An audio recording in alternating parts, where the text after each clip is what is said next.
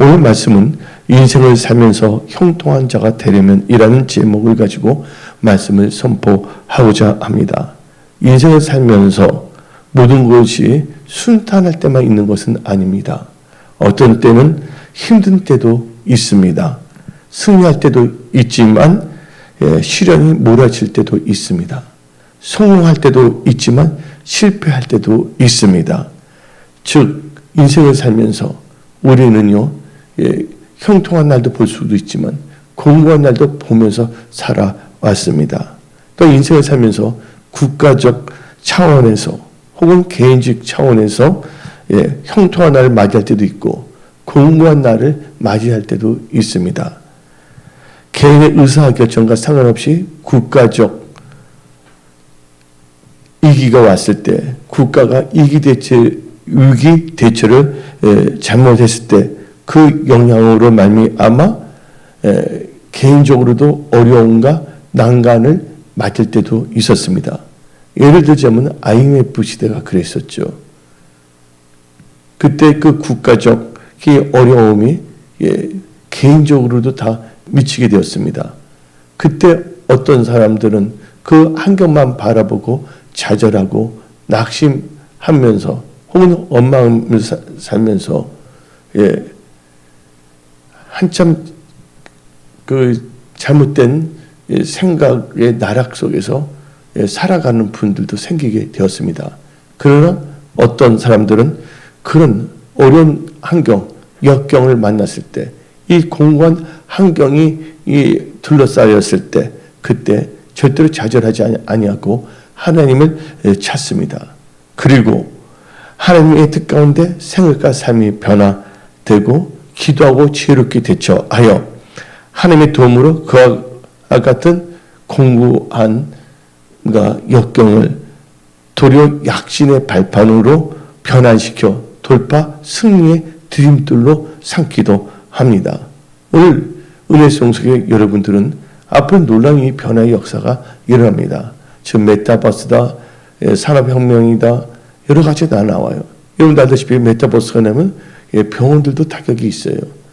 메타버스 보게 되면 거기 직접 들어가고서 빅데이터로 말미암아 사람들을 다 진단할 수가 있고 어떤 점에서 30만 원 드는 진단비가 10,000원으로 이렇게 될 수도 있거든요. 우리가 상상 못한 놀라운 변화가 있는 것이에요. 그 다음에 이제 탄소 중립을 해서 이 자동차가 다 전기 자동차가 된다 그러면 부품을 만들 필요가 없거든요. 그러다 보면 이제 현대자동차, 기아자동차 부품을 납입한 이 사업체들은 문을 닫을 수밖에 없고 거기 있는 직원들은 일자리 잃을 수밖에 없는 것이고 또한 그러고 말미암아 카센터에서 부품을 하는 사람도 잡을 잃어버릴 수가 없는 상황이 될 수밖에 없는 것이죠. 지금 놀라운 이 변한 시대에 우리는 살고 있어요. 이 디지털 시대에 되어가고 있어요. 모든 게 다 디지털 시대가 되어가고 있는데 우리 화폐만이 다 뭐냐면 아날로그인데 이 화폐도 이제 뭐냐면 디지털 화폐 또한 가상화폐로 다 이렇게 전환이 되고 내년 정도가 되면 이제 은행에서 이 가상화폐를 취급하는 것을 목도할 수도 있는 시대에 우리는 살고 있다는 것입니다. 그때 많은 사람들은 여러 가지 이기가 왔을 때 또 어떤 분들은 잘됨이 왔을 때 그때 여러분들이 어떤 자세를 갖고 살아가는 것에 대해서 한번 점검도 해봐야 됩니다. 이기가 왔을 때 여러분들 하나님 앞에 겸손해지고 하나님을 찾으십시오. 또한 잘 되었을 때 교만하거나 거만하지 말고 여러분들 자신만을 위해서 살지 말고 예수님과 예수님 피로써 몸된 은혜 성소교회를 잘 섬기며 축복의 통로로 물질의 선한 정직이로 그렇게 쓰임받는 여러분들이 다 되십시오. 전도서 7장 13절 14절 오늘 본문 말씀을 보면 다음같이 말합니다. 하나님께서 행하시는 일을 보라. 하나님께서 굳게 하신 것을 누가 능히 굳게 하겠느냐. 하나님이 하신다면 어느 누구를 막을 수가 없다는 것이에요. 이 말씀은 하나님께서 열면 닫을 자가 없고 닫으면 열 자가 없다는 것입니다. 그래서 여러분들은 하나님을 경외하는 믿음으로 사십시오. 그러면서 이 전도서 7장 14절을 보게 되면 형통한 날에는 기뻐하고 공고한 날에는 되돌아보아라. 이 두 가지를 하나님이 병행하게 하사 사람이 그의 장래 일을 능히 헤아려 알지 못하게 하셨느니라. 여러분들 모든 건 다 돌고 도는 것이에요. 해 아래선 새 것이 없다고 그랬습니다.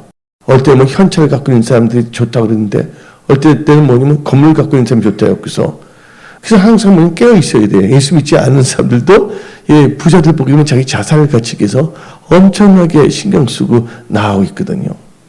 근데 여러분들은요, 크리스찬입니다. 여러분들 영혼이 잘 돼야 됩니다. 그러면 범사가 잘 되고 여러분을 강건하며 하나님께 주신 지혜로 여러분의 인생의 집을 잘 건축할 수가 있는 것입니다. 여러분들 이 세상에는 결코 의견이 있을 수가 없는 것입니다. 모든 것이 다 하나님 주관하십니다. 힘들고 어려운 것도 하나님께서 일으키신 것이 아니라 인간이 잘못했을 때 하나님께서 깨달으라고 하나님께서는 그것을 허락하실 때도 있습니다. 그래서 여러분들 시험 당할 때 원망불평하지 말고 원망불평한다고 해서 여러분들이 문제 해결되는 것도 아닙니다. 염려한다고 해서 문제가 해결되는 것도 아닙니다. 도리어 여러분들 시험 당했을 때 이상을 당한 것으로 여기지 말고 도리어 여러분들은 감사하며 기뻐하며 또한 잘못한 것이면 철저하게 하나님께 죄를 자백하며 회개하며 말씀을 따라가는 크리스찬들로 일어서겠다는 그 믿음의 결단을 하십시오. 그러면 오늘 이제 말씀을 보게 되면 첫 번째로 인생을 살면서 형통한 날에는 뭘 해야 되겠습니까? 형통한 날은 하나님을 기뻐하고 기뻐하는 삶을 살아야 합니다. 여러분들 형통이란 말은 히브리어로 오늘 본 말씀에 나오는 형통, 전도서 7장 14절에 나오는 형통이라는 히브리어의 단어는 샤칼이라고 합니다. 이 샤칼이라는 것은 번성하고 좋은 성공을 한다는 뜻입니다. 그래서 이 하나님을 신뢰하라. 그러면 그가 너를 경고케 하리라. 그 종 선지자를 신뢰하라. 그럼 너가 형통하리라. 그 형통하리라는 것을 여러분들이 킹제임스 버전으로 한번 보세요. 흥정 여부로 보게 되면 번성하고 좋은 성공을 가진다는 것이에요. 한마디로 말해서 형통한다는 것은 자기가 하는 모든 일에서 성공한다는 것입니다. 성공하는 게 잘못된 건 아니잖아요. 이 성공이라는 건 좋은 결실을 맺는다는 것이거든요. 근데 어떻게 보면 사람들이 요새는 냉소적이 돼서 되지도 않으면서 사고의 유의를 즐기면서 도리어 뭐냐면 험담을 하는 경우가 참 많습니다. 여러분들 형통이란 것은요, 국어 사전에서는 히브리어 뜻은 번성하고 좋은 성공을 한다는 뜻입니다. 형통이라는 게. 근데 우리나라 국어 사전에서 형통은 모든 일이 뜻대로 잘 되어 감이 바로 형통의 정의입니다. 근데 형통의 날이라는 것은 바로 성경적으로 볼 때는 번성의 날, 성공의 날, 샬롬의 날이라고 말할 수가 있는 것입니다. 그 성도 하늘마다 잘 되는 거, 이것은 바로 형통하는 것이에요. 여러분들이 육신적으로 강건해지는 것도 잘 되는 거고 또 영혼이 되는 것도 잘 되는 거예요. 그래서 여러분들 이렇게 잘 됐을 때 어떤 사람들은요, 감사할 줄 모릅니다. 그 기뻐하지 않고 자기가 똑똑해서 잘나서 한 것처럼 그냥 무의미하게 그냥 살아가요. 자기 그냥 인생을 그냥 쾌락에 빠지면서 그렇게 해서는 안 되죠. 그래서 전도서 7장 14절에는 형통한 날에 뭐 하랬어요? 기뻐해야 된다는 거. 하나님을 기뻐하고 항상 기뻐하십시오. 그래서 전도서 3장 12절 13절을 보면 다음과 같이 말합니다. 사람들이 사는 동안에 기뻐하며 선을 행하는 것보다 더 나은 것이 없는 줄을 내가 알았고 사람마다 먹고 마시는 것과 수고함으로 낙을 누리는 그것이 하나님의 선물인 줄도 또한 알았도다. 수고해서 기쁨을 주고 낙을 즐기는 것도 하나님의 선물이라고 성경은 말하고 있는 것입니다. 그래서 우리는요, 건강할 때 우리는요, 기뻐해야 됩니다. 근데 건강할 때도 기뻐할지 모르면 안 됩니다. 오늘 아침에 일어났더니 우리는 호흡하고 있어요. 이게 다 하나님의 은혜예요. 어떤 사람은 잠을 자다가 죽는 경우도 있거든요. 오늘 아침에 일어나서 여러분들이 호흡할 수 있다는 건 바로 하나님께서 생명을 주셨다는 것입니다. 우리는 기뻐해야 된다는 거예요. 일할 수 있는 일터가 있다는 거 우리는 기뻐해야 됩니다. 음식을 맛있게 먹을 수 있다는 것도 기뻐해야 돼요. 또 힘들 때 하나님을 찾을 수 있다는 거, 그 은혜도 한번 생각해 봐야 된다는 것입니다. 또한 자유됨 자유대한민국에서 북한의 공산주의가 아니라 자유대한민국에서 자유롭게 살 수 있다는 거. 이것도 다 뭐냐면 기뻐할 수가 있는 것입니다. 무엇보다 여러분들이 신과 진정으로 예배드리며 하나님을 찬양할 수 있다는 거. 이것도 우리는 기뻐할 수가 있는 것이에요. 그래서 여러분 형통할 때 기뻐하시고 하나님을 기뻐하시고 또 항상 기뻐하는 여러분들이 다 되십시오. 두 번째로는요. 인생을 살면서 공고한 날은 어떻게 해야 됩니까? 전도서 7장 14절에 공고한 날은 되돌아보아라 했어요. 그래서 우리는 인생을 살면서 공고한 날은 인생을 되돌아봐야 한다는 거예요. 이것은 내가 어떻게 살았는가에 대해서 점검하면서 하나님 말씀도 살지 않았다면 말씀도 살겠다고 결단을 해야 되는 것입니다. 그런데 여러분들 공고, 국어 사전에서는 다음과 같이 말합니다. 공고의 의미는 곤란하고 괴로움이에요. 여러분들 괴로움 좋습니까? 괴로운 거 딱질색이에요. 어릴 적에 우리나라가 막 춥더라고요. 저는 어릴 적에 스케이트장 가면요. 스케이트 사진도 내가 이거 스케이트 안 타고 나는 그냥 난로 옆에서 그 스케이트장 보면 오뎅 같은 거 있잖아요. 오뎅만 먹었어요. 어차피 스케이트 또 시간이 되면 벗을 거 왜 다시 벗고 또 스케이트 얼음 붙으면 끈 같은 데 보면 얼음은 차갑잖아요.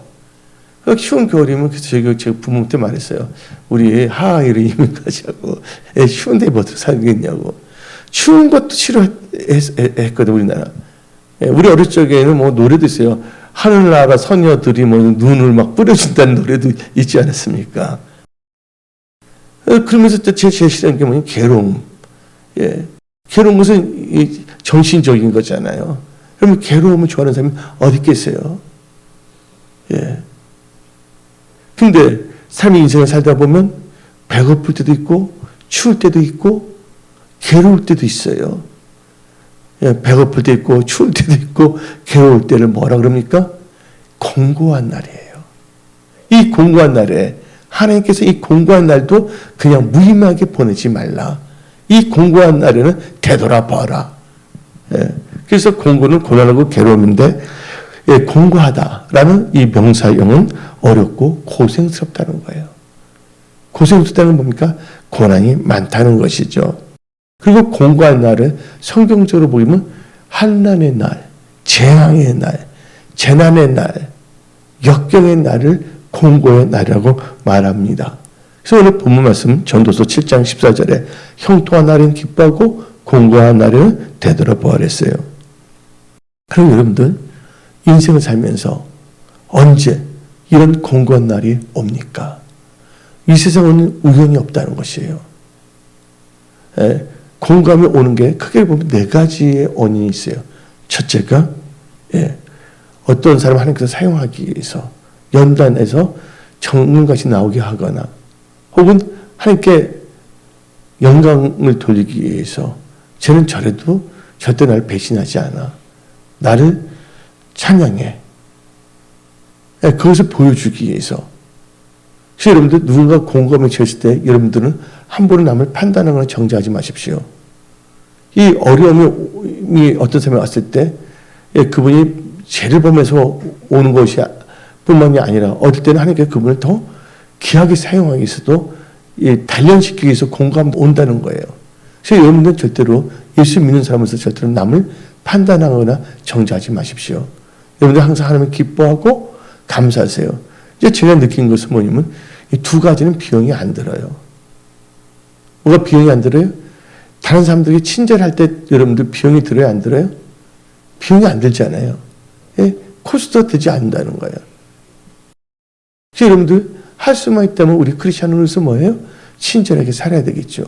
근데 첫째, 이 공고함이 오는 이유가 첫째가 하나님께서 하나님께 영광 돌리기 위해서 쟤는 이런 상황에 있어도 나를 배신하지 않는다.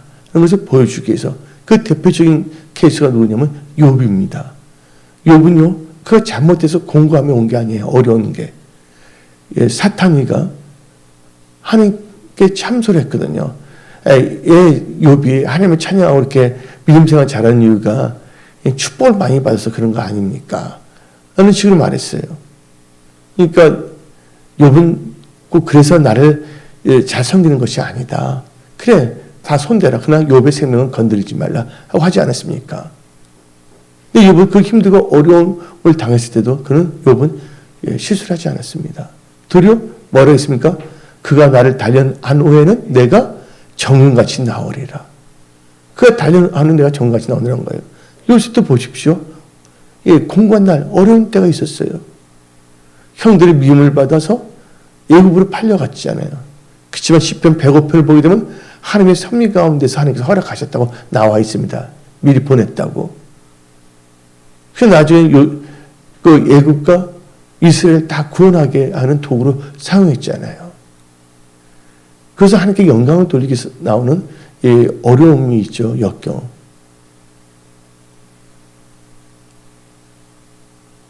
두 번째로는 언제 공고함이 오냐? 악을 행할 때 공고함이 온다는 거예요.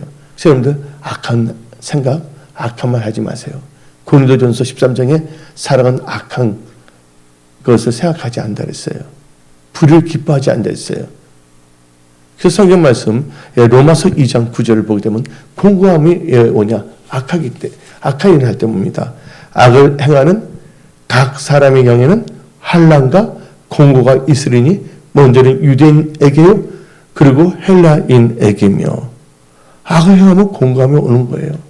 나처럼 잘 살겠다고 다른 사람들 사기치거나 피해를 주잖아요. 그러면 공감이 올 수밖에 없는 거예요. 그래서 여러분들은 항상 기도하면서 사십시오. 그래서 욥기 21장 17절 봅시다. 욥기 21장 17절 악인의 등불이 꺼진가 재앙이 그들에게 닥친가 하나님이 진노하사 그들을 공고하게 하심이 몇 번인가. 한마디로 악인들에게는 뭐가 오냐면 재앙과 공고가 온다는 것이죠. 여러분들 한마디로 이 공고한 날이라는 것은 모든 일이 제대로 되지 않는다는 것. 뭔가 하더라도 제대로 되지 않냐고 역경과 고난과 환난만 따르는 것이 바로 이 공고의 날이라는 것입니다. 어떤 사람은요 갑자기 직장에서 해고를 당합니다. 어떤 분들은요 갑자기 무슨 일 하는데 난데없이 청천벽력 같은 일들이 일어나는 거예요. 이게 공고함이 오는 것이거든요. 그래서 여러분들 일상 살 동안에 악한 일을 하지 마십시오.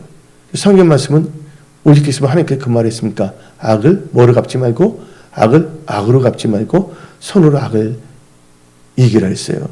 뭐든지 뿌린 대로 거둘 수밖에 없거든요. 악을 뿌리게 되면 공고함이 올 수밖에 없다. 근데 어떤 사람이 나에게 악을 행했어요. 근데 열불이 막 있어서 흥분해서 분노 쳐들어서 그분이 또 악한 걸 했잖아요. 그분이 악한 것은 하나님께서 다 처리해버립니다. 근데 나도 악을 뿌리면 때가 되면 그의 뿌림대로 거둘 수밖에 없거든요. 그래서 하나님께서는 악을 악으로 갚지 말고 손으로 악을 이기라. 아니 못 그지면 그냥 하나님께 맡겨버려요. 그 여러분들 주어진 일들에 집중하고 최선을 다하며 사십시오. 세 번째로 공고하면 또 언제 옵니까? 하나님의 말씀을 거역하며 지존자의 뜻을 멸시하면 공고함이 온다는 거예요. 그래서 여러분들 하나님의 말씀을 거역하지 마세요. 지존자의 뜻을 멸시하지 마세요. 지존자의 뜻이 뭡니까? 말씀을 멸시하는 겁니다. 그래서 성경 말씀 시편 107편 10절부터 11절 봅시다. 사람이 흑암과 사망의 그늘에 앉으며 곤고와 쇠사슬에 매임은 11절 하나님의 말씀을 거역하며 지존자의 뜻을 멸시함이라. 하나님 말씀을 거역하고 지존자의 뜻을 멸시하면 공고함이 온다고 성경 말하고 있는 것입니다. 그 네 번째는 언제 공고함이 옵니까? 우상 숭배 및 하늘 경외하는 목사님과의 관계가 없을 때. 요새 목사들도 참 많아요. 근데 성도들의 길을 즐겁게 하는 목사들이 너무 많아요. 성도들은 뭐냐면 자기 길을 즐겁게 하는 말을 듣는 것이 아니라 하나님의 말씀을 들어야 된다는 거예요. 하나님의 말씀은 내 영혼의 등불이거든요. 그래서 이 한국과 전 세계가 어려워지고 있는 거예요. 기근이 애드냐? 아모스 선지자는 말했습니다. 양식이 없어서 기근이 아니라 하나님의 말씀을 듣지 못해서 기근이 임했다고 성경은 말하고 있는 것입니다. 여러분 영이 소생되고 여러분이 잘 되기 위해서는 말씀을 들어야 돼요. 여러분이 길을 즐겁게 아는 여러분들 합리해 주는 말을 듣는 것이 아니라 여러분이 향하는 하나님의 뜻인 말씀을 선포하는 말을 들어야 되는 거예요.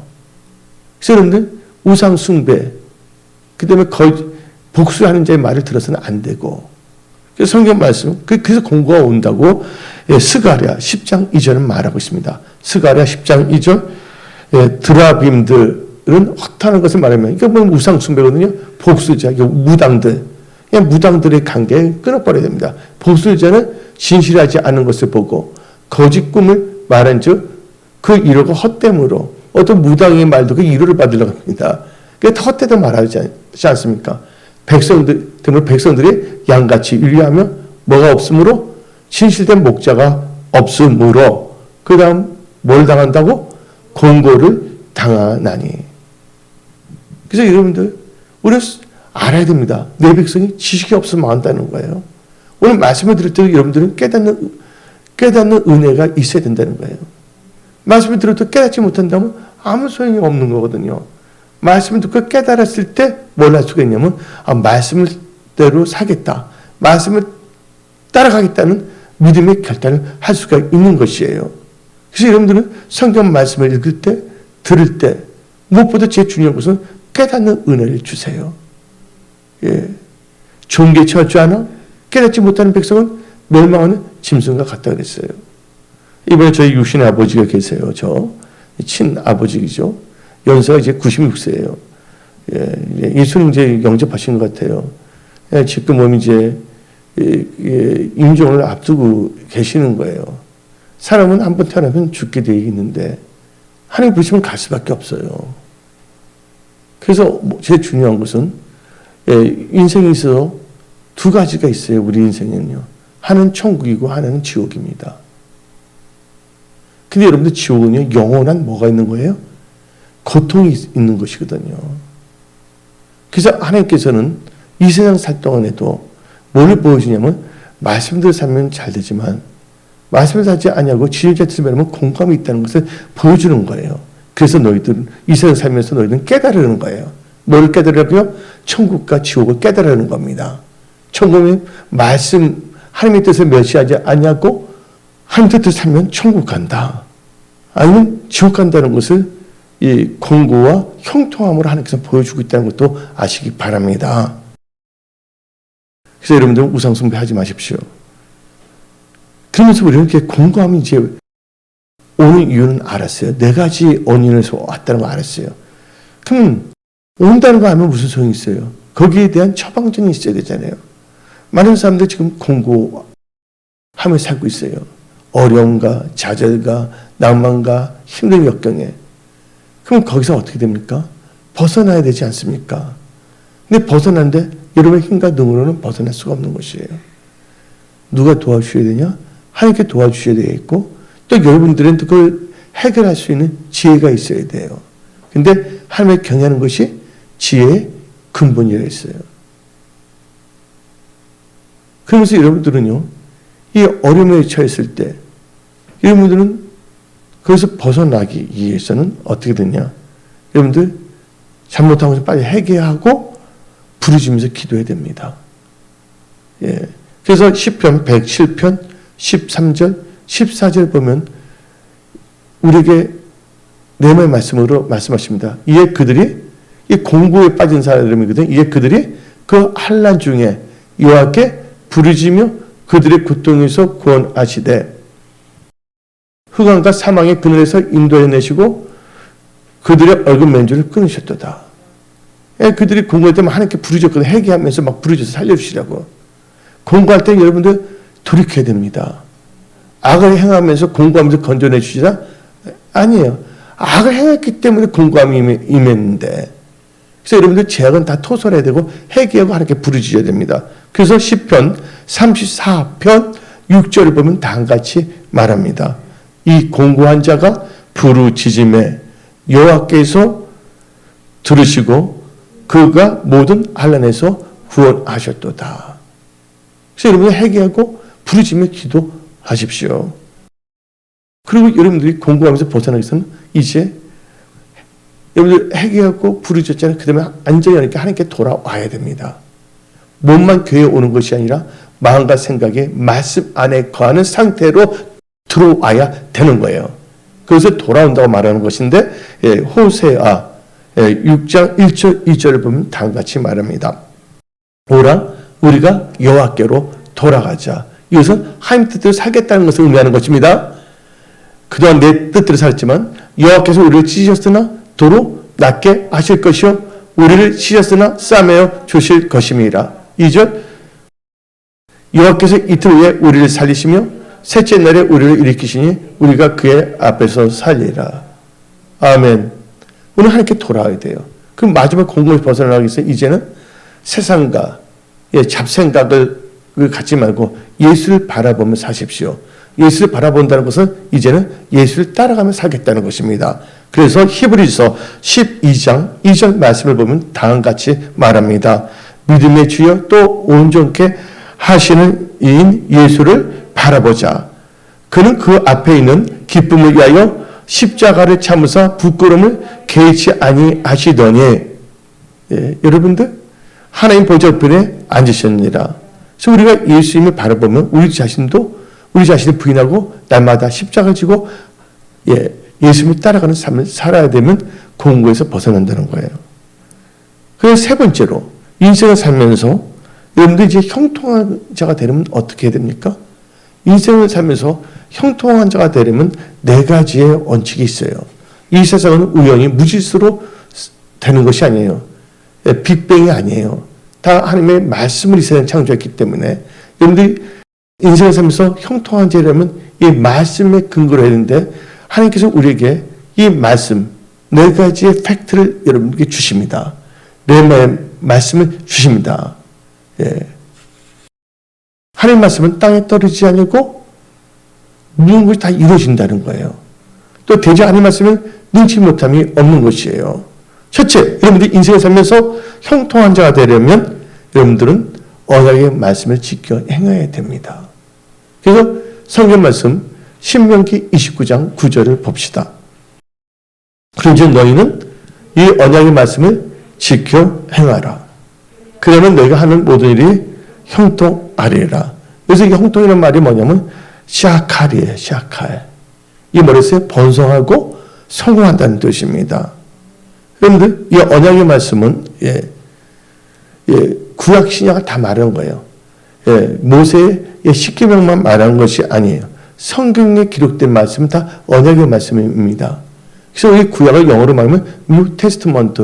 이게 언약이라는 건 약속의 말씀이에요. 신약은 New Testament라는데 이게 보면 약속이에요. 근데 원래는 성경이 하나밖에 없었어요. 예수님이 오시기 전에는. 근데 그리고 예수님이 오신 후에 또 기록된 것이 있기 때문에 원래 있었던 성경을 구약이라 부르고 예수님이 오신 후에 부활하신 후에 기록된 것을 뭐라 하면 신약이라고 기록한 거예요. 근데 구약은 누가 썼냐면 선지자들이 다 썼어요. 그리고 구약은 선지자 썼고 신약은 사도들이 썼어요. 그래서 에베소를 보게 되면 우리 몸된 교회를 어디서 냐면 사도와 선지자 터에 세웠다는 것은 구약과 신약 말씀 위에 세웠다는 거예요. 근데 여러분들이 예수를 믿는다고 하면서도 말씀을 멸시하면 안 되는 거예요. 공부하고 나중에 깨닫지 못하면 멸망할 수밖에 없는 것입니다. 그래서 잠언 13장 13절을 보게 되면 다음과 같이 말합니다. 잠언 13장 13절 말씀을 멸시하는 자는 자기에게 패망을 이루고 계명을 두려운 자는 상을 받으리라. 자기 패망인데 패망이 그냥 오는 것이 아니라 고통스러운 가정들과 완전히 멸망하는 거죠. 하나님께서 이 공간을 좀 깨달은 거예요. 그래서 여러분들 하나님 말씀을 지켜가면 하는 모든 일이 형통한다고 신명기 29장 9절 말하고 있어요. 여러분들의 머리, 여러분의 생각이 하나님 말씀보다 더 지혜롭거나 올바를 수가 없어요. 여러분들 하나님 말씀이 이렇던데 그게 아닌데 하고 함부로 말하지 마십시오. 그래서 하나님 말씀을 지켜낼 때는 형통한 게 다 나와 있어요. 어디 나오냐? 열왕기상 2장 3절 봅시다. 열왕기상 2장 3절 내 하나님 여호와께서 명령을 지켜 그 길로 행하며 그 법률과 계명과 율례와 증거를 모세 율법에 기록한 대로 지키라. 그리하면 너가 무엇을 하든지 어디로 가든지 형통할지리라. 성경에 분명히 말하고 있다는 것입니다. 근데 말씀을 따라서 어쩌면 이렇게 봅니다. 하나님 말씀 맞아. 근데 하나님 말씀대로 살면 내가 손해봐. 안 될 것 같아. 그래서 자기의 명철과 자기 깨랍니다. 처음에 잘 되는 것 같은데 마귀가 유혹한거든요. 결국은 결론은 안 되게 돼 있어요.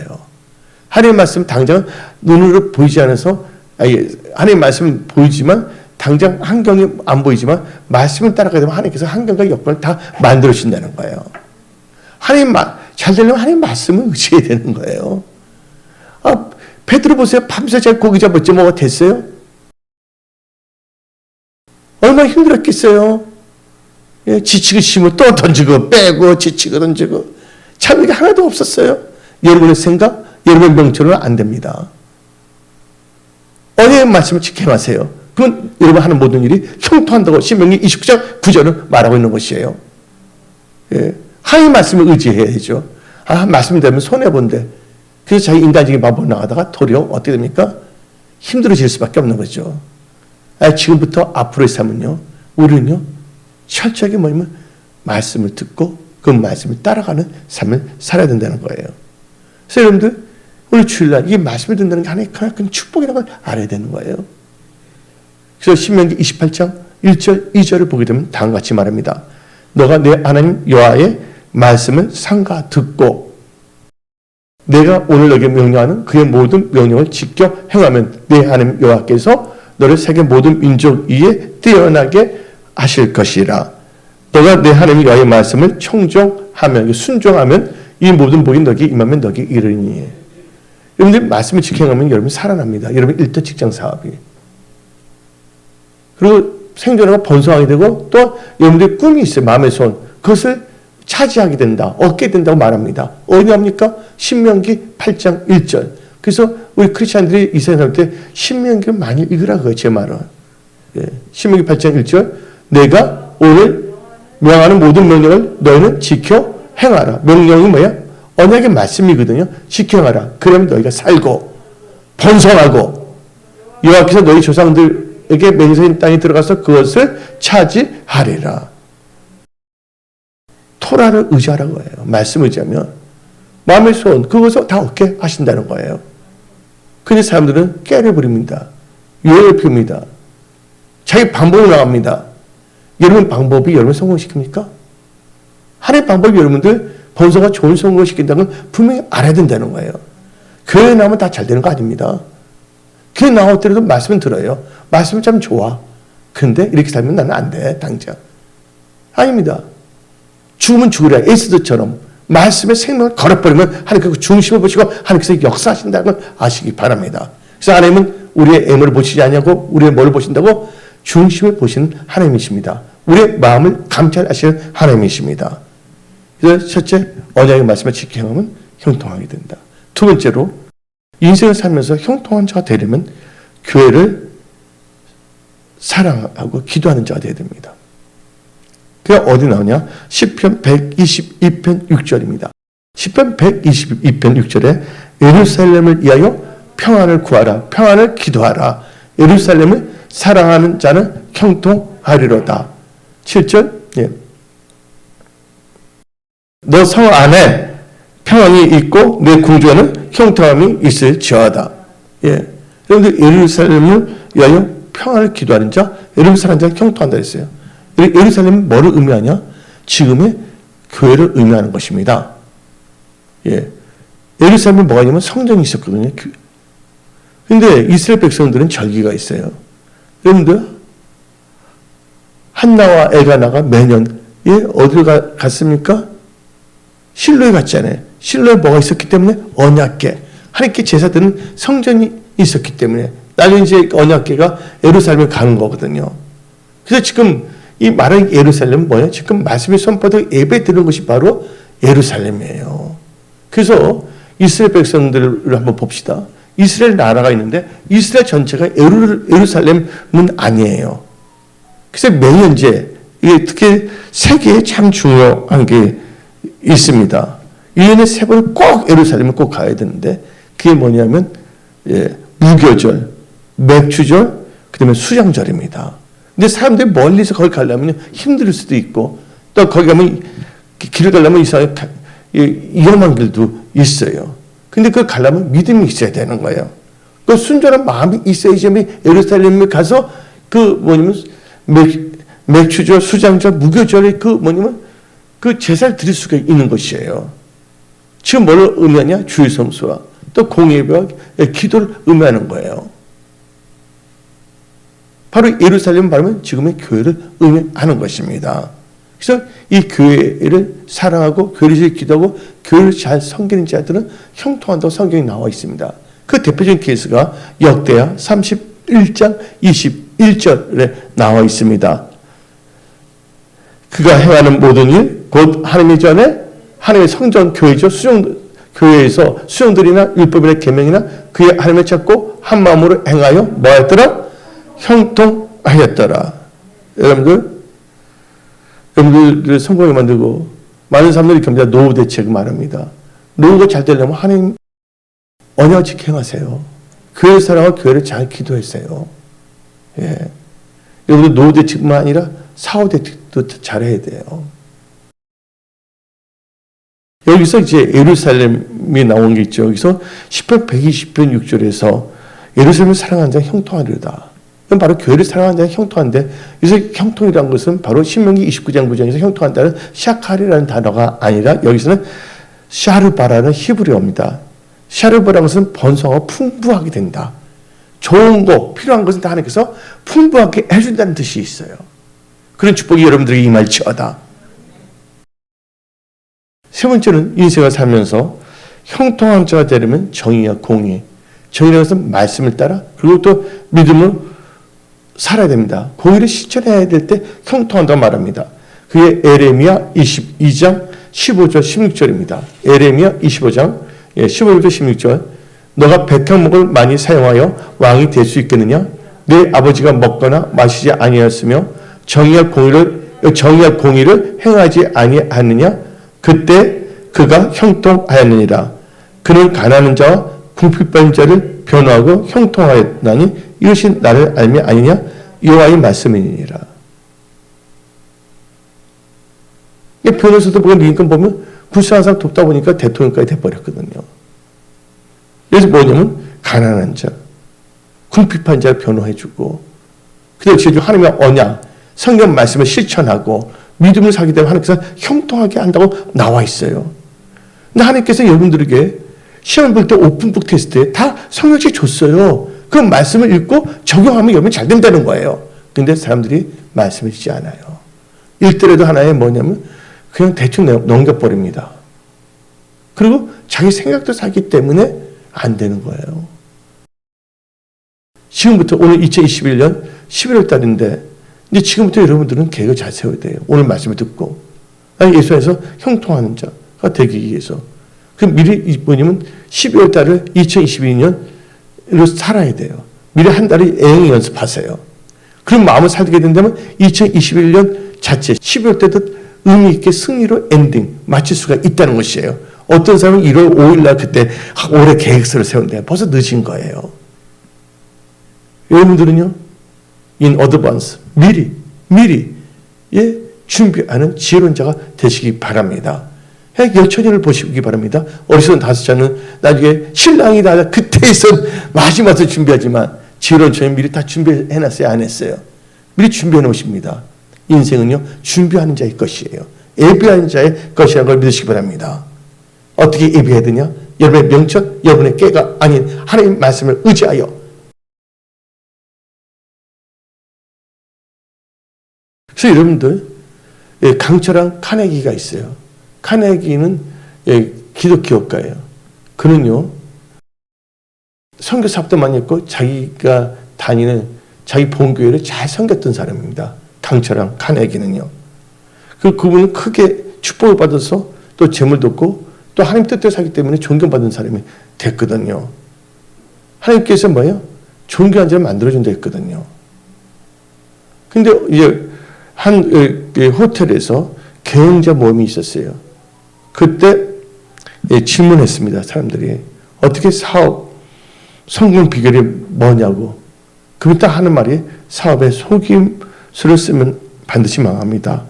피와 땀을 딸려 공평하고 정직하게 일을 해야 됩니다. 오늘 뭐니 에레미야 22장 15절까지 말을 한 거예요. 그랬더니 결실을 맺게 되었습니다. 말한 겁니다. 다른 사람에게 해를 끼치는 사람 자신도 다른 사람부터 해를 받게 되어 있습니다. 내 자신이 유익만을 위해서 나가다 다른 사람에게 해를 끼치면 반드시 당하게 되어 있습니다. 말을 하는 거예요. 그래서 우리는요, 말씀을 의지하여 믿음으로 살아가게 되면 뭐 하게 된다? 형통하게 된다는 거예요. 그래서 나의 의는 뭐로 사는 거예요? 믿음으로 사는 거예요. 뭐를 의지해서? 내 명처, 내 깨가 아니라 말씀을 의지해서. 말씀을 의지하려면 뭐 해야 됩니까? 내가 계속 강조하잖아요. 말씀에 주의하는 자가 되시기 바랍니다. 그래서 잠언 16장 20절에 말씀 토라에 주의하는 자는 좋은 것이 없고 여호와를 의지하는 자는 복이 있도다. 마지막으로 네 번째로 여러분들 인생을 살면서 형통한 자가 되려면 하나님을 찾고 기도하는 자가 되어야 됩니다. 하나님을 찾고 기도하는 자가 되어야 된다는 거예요. 여러분들 역대하 26장 4절 5절을 봅시다. 우시아가 그의 아버지 아마샤와 모든 행위대로 여호와 보시기에 정직하게 행하며 하나님의 묵시를 밝히 아는 스가랴가 사는 날에 하나님을 찾았고 그가 여호와를 찾을 동안에는 하나님이 형통하게 하셨더라. 이 말에 의미가 있어요. 찾을 동안에는. 근데 나중에 그 스가랴 선지자가 별세했어요. 천국 가고 그때부터 그게 영적 멘토가 없어지니까 그때 자기 깨들어 살다가 나중에는 하다 문둥병 걸려서 비참하게 됐거든요. 여러분들 천국 가는 그 순간까지 하나님을 찾고 기도하는 자가 되십시오. 찾고 찾을 동안에 것은 계속 기도하면서 산다는 것을 의미한다는 것입니다. 여러분들 오늘 여러분 주신 이 말씀에 하나님께 주신 이 말씀에 우시아는 뭐예요? 여호와를 구할 동안에는 형통하게 하셨다는 거예요. 여호와를 구한다는 건 뭐예요? 하나님께 예배를 드리고 기도한다는 거예요. 그래서 여러분들 5대 핵심 믿음으로 사셔야 된다는 거예요. 내가 아주 앞쪽에서 말했잖아요. 우리 표 간단해요. 교회 개척 때부터 우리는 해마다 바꿔 입지 않습니다. 어떤 사람 넥타이 뭐 두껍다 낡았다 하는데 나는 그런 거 필요 없어요. 근데 관심이 없으니까. 그냥 있으면 그게 또 유행도 되는 거고. 근데 어떻게 우리는 이 은혜 송석의 교회 표현은 뭡니까? 확실한 지식. 그 다음에 확실한 믿음. 그 다음에 확실한 행동이에요. 이 교회 근무에서 뭘 가면 5대 핵심 믿음. 첫째가 뭐예요? 하나님 중심. 두 번째가 말씀 중심. 언약 중심이에요. 그 다음에 세 번째가 교회 중심. 이거는 은혜 송석의 은혜 송석의 중심. 네 번째 뭡니까? 예배 중심. 다섯 번째 기도 전도의 중심. 이 다섯 가지 핵심 믿음을 무장해서 여러분 일터에서 직장에서 사업을 무슨 한다면 하나님께서 형통하게 하시는 거예요. 그래서 여러분들이 하나님을 저버리면요, 돈과 명예, 권세, 세상만 따른다면요, 그거 다 하나님께서 다 사라지게 합니다. 그래서 성경 말씀에 하나님 나라와 의를 먼저 가라. 그럼 모든 걸 더하신다 그랬어요. 이 하나님의 말씀은 1.1도 땅에 떨어지지 아니합니다. 그러려면 이제 예수 믿으면 천국을 가겠죠. 그런데 이 세상의 삶은 이 말씀을 어떻게 적용하냐에 따라 달라진다는 거예요. 개역 한글로 읽어봅시다. 욥기 8장 5절부터 7절. 너가 만일 하나님을 찾으며 전능하신 이에게 간구하고 빌고 또 청결하고 정직하면 정녕 너를 돌아보시고 너 의로운 집으로 형통하게 하실 것이라. 너 시작은 미약하나 너 자녀는 침이 향되리라. 하나님께 기도하고 정직하고 청결하게 산다면 하나님께서 형통하게 하신다는 거예요. 근데 어떤 분은 형통이면 다냐 그러는데 그건 뭐예요? 불행이면 답니까? 예? 그래서 하나님 말씀을 이렇게 가르치시고 있는데 그 하나님 말씀을 자기의 뭐냐면 개똥 철학으로 어떻게 누르려고 그럽니다. 아, 이건 복음이 아닌데 하면서 그 복음이 뭐예요 그러면 사람들이. 왜 정직하게 하나님을 알아야 되는 거예요. 그러면서 우리는 이 성경 말씀을 보면 그게 그대로 이루어진 게 있어요. 여러분 고 이병철 회장 때 이병철 회장이 뭐를 했냐면 신라 호텔을 만들었어요. 그렇죠? 근데 그 신라 호텔을 세계적인 신라 호텔로 만든 분이 있어요. 근데 그분, 그 사장 이름이 이기현 사장인데, 이병철 회장이 이기현 사장보다 세계를 보는 망원경이라고 말했습니다. 예. 망원경, 멀리 볼 수 있다는 거. 예. 근데 그분은 독특한 경영 철학을 막 개발해서 나갔거든요. 그래서 이제 기자들이 질문해서 어떻게 해서 이렇게 이런 지혜를 얻고 이게 참 이렇게 유니크하게, 예. 한글 독특하다면 좀 까다롭게 보이는데 그게 아니라 유니크하다면 좀 엑셀런, 똑똑한 걸 느낀 감이 있거든요. 예. 어떻게 이렇게 유니크한 게 경영을 했습니까? 그때 하는 말씀이 나는 나의 지혜의 온천은 이 경영의 온천은 매일 새벽 기도하고 말씀을 묵상한 데서 옵니다. 새벽 기도를 통해서 지혜를 터득하고 말씀을 읽으면서 내 마음과 생각을 주장하며 믿음으로 나갑니다. 그래서 제가 이렇게 경영을 잘하게 된 것입니다. 말한 것이에요. 여러분, 결론을 내리겠습니다. 오늘 말씀은 세 가지 말했어요. 형통할 때 하나님을 기뻐하고 항상 기뻐하라. 두 번째, 공고한 날에는 공고하면 오는 이유가 몇 개가 있다? 네 가지가 있고 그 공감을 이길 수 있는 방법 세 가지 때 제시했어요. 그리고 인생을 살면서 형통하려면 네 가지. 첫째가 뭐냐? 언약의 말씀을 지켜 행해야 된다. 두 번째는 교회를 사랑하고 기도해야 된다. 세 번째는 정직하게 하고 믿음으로 살아야 된다. 네 번째는 하나님을 찾고 기도해야 된다. 너무 심플해요. 다 심플하지만 그 말씀을 적용하느냐 적용하지 않느냐에 따라서 인생은 확 달라질 수밖에 없다는 것. 그러나 은혜성 속에 여러분들은 오늘 이 선포된 말씀을 가슴에 새기고 이 말씀을 삶 속에 적용하며 사십시오. 하나님께서 여러분들이 잘되어 선한 청지기로 축복의 통로로 쓰임받기를 원하십니다. 그래서 오늘 말씀을 마치겠습니다. 기도하겠습니다.